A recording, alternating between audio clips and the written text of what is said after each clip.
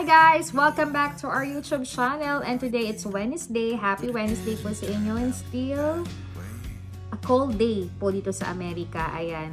May Christmas tree pa sa likod namin kasi actually nag-start pa lang talaga ako maglinis ng bahay. But before ako umalis dito sa Amerika at magbakasyon sa Pinas, utay-utay ko ng pinak yung mga decorations ko for Christmas kasi yung iba ay i-decorate ni Mami sa Pinas next year. Dahil mga bago pa naman sila, so maganda niyang i-decorate. But I think next year, gusto daw ni Mami ay Santa Claus with blue Christmas decor. Dahil nga may bago kaming Christmas tree na hindi naman ganun kalakihan sa Pinas, for sure mapapaganda niya sa mga decors na meron ako. Kasi yung blue decors ko sana, ibibigay ko dun sa friend ko. Pero patawad talaga kasi parang nagustuhan ni Mami. At mga bago pa rin yun. Parang 1 year pa lang. So, I think maganda ko naman siya na pa. Kaya mapapakinabangan niya. Ngayon, kaya ako nag-intro uli ng vlog ay dahil sa may mga vlogs pa pala akong hindi pa na-upload at gusto ko tong ma-save for 2024. At bago ako mag-umpisa ng aking vlog with my wedding diaries, na shoutout sa aking kaibigan na si Miss Barrio from Dubai, si La Arnie, na talagang sobrang hinihintay na niya yung prenup and wedding and some of my pictures and mga clip vlogs ko. So, gusto ko na yung gawin kasi medyo matagal na rin naman, nakakalipas, and I think mag-iisang buwan na kaming kasal. Ayan, church wedding, diba? Very simple wedding na masaya talaga. Alam mo yun, nandun talaga yung effort and love and bless ng lahat ng nasa paligid na hindi mo na-expect na talagang sobrang nakakakilig talaga. So, dahil medyo marami pa rin tayong ginagawa at saka nag-a-ask pa rin ako kay Sir Manny kung paano ko siya i-edit at ilalagay sa YouTube para sa gano'n naman na-save ko siya as one of my good digital diary sa YouTube ko. But this day, gusto ko lang ipakita yung vlog for the last day or Sunday na nakapag-church kami nung January 1 before kami mag-fly. Nakasama namin si Ate Marian na nag-date kami for lunch at nagkonting grocery namang ilang pandadalhin sa Amerika. At nung gabi, kasama ko yung mga good friend ko sa Maryhill College nung elementary ako. Nakakatuwa kasi umattend din sila ng aking wedding. Mula church wedding ko at sa church hanggang sa reception, nandun sila. Kaya nung nakapagkwentuhan kami, nakakatuwa kasi na-experience nila yung happy moment and simpleng wedding namin is Sweetie. So, gabing-gabi na noon kasi wala kaming, hindi na namin nasingit yung time na magkita kami kasi parang Christmas na noon, lahat ng tao ay busy, tsaka busy sila, tapos dumating pa yung asawa ni Michelle dahil seaman yung asawa ni Michelle. So, I think nag-Christmas sila sa Manila, tapos si Carmela sobrang busy. Si Mariel naman, dumaan siya dun sa shop namin to pick up yung order niya sa shop namin pero hindi kami nakapagkita. So, hindi na namin napag-match yung oras namin kaya huling hirit yung ginawa nila. Hindi talaga ako tinantanan ni Michelle. Sabi ni Michelle, kailangan tayong magkita, magpumustahan at magbanding kahit konti. Kasi nga, even though we talk on the phone or nag-video call kami, nag-text kami, iba pa rin talaga yung magkita kayo, mayakap nyo sila, magtawanan kayo, mag-update kayo ay nakakatuwa. Kasi talagang totoong mga kaibigan na nag-e-effort talaga for you. So talagang natutuwa ako kasi that night hindi na rin sumama si Sweetie kasi medyo pagod na rin siya. So, pinakilala ko na lang din naman siya. At nakilala naman siya nung wedding. So, yun nga, nag-lunch banding kami ng aming anak dahil yung anak namin ay nagko-choir sa church. So, nagsimba na kami, nagpasalamat. And after that, nagpunta kami sa mall, konting pasyal, kwentuhan, tapos nag-lunch kami. And after that, umuwi na rin kami para mag-pack at magpahinga. Tapos, ay surprisingly na nakita ko nga si na Michelle. At kami ay nagkonting banding. Trinit nila ako ng dinner at konting coffee sa isang magandang coffee shop sa Lucena. Ang dami na mapupuntahan sa Lucena kaya support local business. Si Michelle ay bilang housewife ay talagang marami kaming napag-sharean yan. Una-una yung paglilinis, yung paano mag-alaga sa mga anak, paano magpalaki. Si Carmela naman, may konting business yan sa Lucena. I forgot the name. Yung nagbebenta siya ng mga plastic, yung mga ganon. So, screen ko na lang ang Facebook niya para i-PM nyo siya and support local business po sa Lucena. Si Mariel naman, I think they have online business and mga bags, mga shoes, parang ganon. So, insert ko na lang kanilang Facebook. Ayan, supportahan yung mga friends kong yan na talagang sobrang sisipag, sobrang mabait, sobrang generous din, talagang sobrang hindi nakakalimot kahit ang lalayo nyo, hindi kayo masyado nag-uusap, pero yung loyal at intact sa isa't isa ay nandun. Napaka-importante talaga nun. So, sobrang touched talaga ako na Michelle kasi talagang the effort na makapag-banding talaga kami. Kasi tuwing uwi ako ng Pilipinas, gustong-gusto talaga din na makapag-banding, kwentuhan kahit isang araw lang, ay gusto nila maglaan. Kaya sabi ko, the next time din umuwi ako, ganun na yung gagawin namin.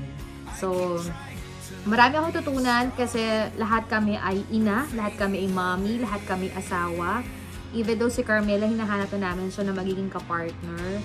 So, sana talaga soon mahatagpuan mo na, girl, ang para sa'yo. And for sure, aabay ako sa wedding mo. And, syempre, excited din ako sa wedding church ni Michelle. Even though nakachurch siya sa civil, gusto na rin niya mag-church wedding. And for sure, mag-aabay ako sa kanya. Yan ang promise ko sa kanya. So, yun lang naman, napagkwentuhan talaga namin ang buhay-buhay bilang ina, paano mag-respond sa mga anak, bilang asawa, paano ka gumawa ng obligasyon sa asawa mo, paano ka mag-budget, paano ka maglinis ng bahay, paano mo matataguyod yung mga future mo. Ganun yung mga pinag-uusapan namin. Natatawa kami na talagang mature na talaga kami ngayon in the middle of thinking na maging maayos at maging smooth ang future na talaga bilang ina, bilang asawa, at bilang ina ng tahanan talaga. So, iba't iba din ang level up ng friendship na nakasama ko nung umuwi ako. Ang dami kong natutunan, ang dami kong realization talaga.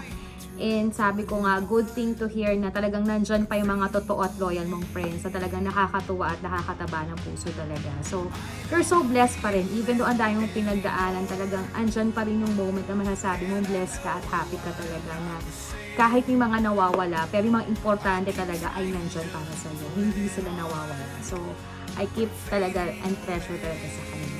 So guys, panuorin niyo na po ang aking mga late vlogs na ina-upload bago po tayo mag-wedding diaries at mag-start ng ating new vlog dito sa America for 2025. I think I have a lot of sharing pa rin sa aking business sa Pilipinas. Maraming salamat po sa mga sumusuporta kasi talagang everyday may benta, everyday may pumupunta, everyday may nagko-comment. Kaya maraming salamat po. And supposed to be, I push talaga na ma-prepare at ma-pack na yung mga ilang paninda na galing to sa Amerika para po mailagay na namin sa aming shop at konting-konting update din po at isa pang papaganda sa aming shop. Abang-abangan nyo step by step po para sa ganun naman po ay mas maiangat pa natin ang ating negosyo sa Pilipinas. So guys, thank you for watching my vlog. I hope you watch more vlog po namin sa aming dancing diary. And supposedly maraming pa po tayong vlog na ipopost at gusto kong ma-save sa aking YouTube channel or one of my digital diary. So guys, thank you for watching my vlog. Don't forget to like, to share, to comment, and subscribe our channel. See you again in my next vlog. Bye!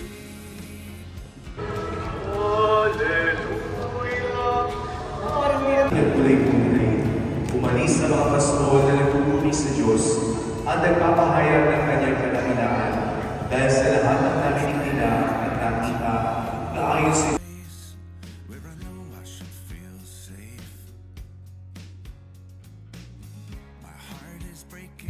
It's a family day! Happy New Year! Pagtapos namin mag-church, magla-lunch kami. And syempre, prepare na ng pag-alis namin papuntang States. Baba na kayo dito o sasama sa party? Yes. Anong yes? Hi! Welcome back to our vlog. It's Happy New Year! We're here in SM. Not naman, banding namin to ni Tambelina at Papa niya before we back to States. Having lunch at konting grocery na aming kailangan na rin sa States. Back na later! So, see you guys later! Guys, sa daan kami ng Watson. Hindi na ako nakapag-vlog ng ilang Watson, pero mga skincare, skincare din pala akong nabili. So, dito ako sa Watson ngayon. I don't know kung makakapag-haul ako. Madalian na to dahil sobrang busy. Check lang ako ng pwede ko pang mabili. So, see you guys later!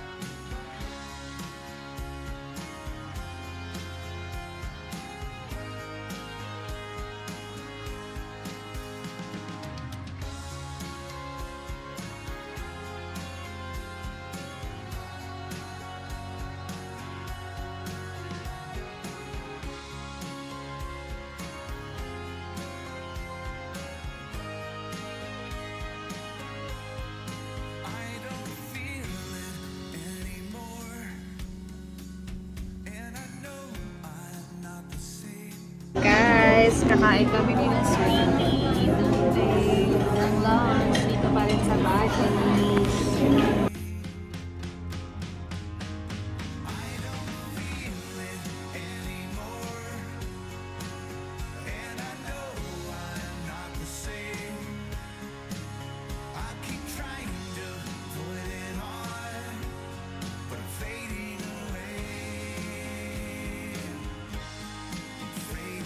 Tapos na kaming kumain. Nandito na kami sa grocery sa SM para bumili pa ng mga ilang dadali namin sa States. Ayan si Sweetie.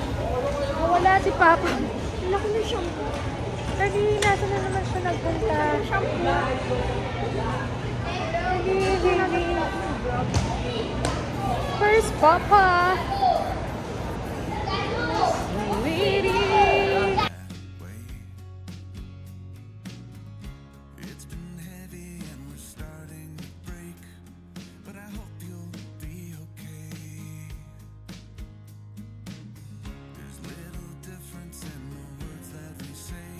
With Tambe, Papa. Thank you for the day. Here the house of Sweetie. The house of bahay ni Mama Panching sa bahay ni Sweetie. Guys, back to reality na. Papak na kami ng mga dadalhin papuntang States. Ayan na. So, ang dami. Actually, napak na to ni ate. We have this one at that one. Packing time. Guys, nag-stop muna kaming mag-impake kasi may ginagawa pa si ate. Dito kami sa aming mini store. Dance Pink Closet. Nayos ko siya kasi si mami na ang mamamahala dito. So, most of their items is Bangkok pa yan. And some of dito naman, yung galing sa States. Ayan. Thank you so much to Ate Irene. Ayan. Nag-donate siya ng salamin. Very good. So, talagang medyo i-update natin yung tindahan na halos dadami ang paninda natin galing Amerika at saka Bangkok. And same pa din yung mga pasabay ko na galing sa Amerika. So, utay-utay na lang muna natin siyang ayusin pansamantala ito na muna para makapagbenta tayo at maumpisahan natin yung 2025 itong simple nating business. So, yun lang muna guys.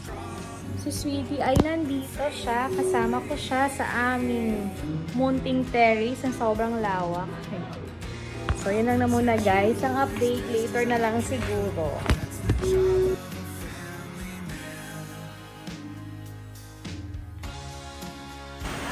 Diba? Oh.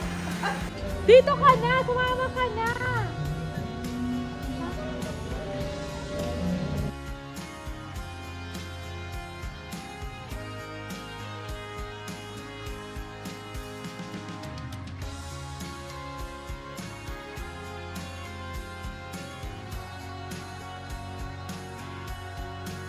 Pag yung taga doon, ang legit na taga doon sa akin. Kami na may kilala.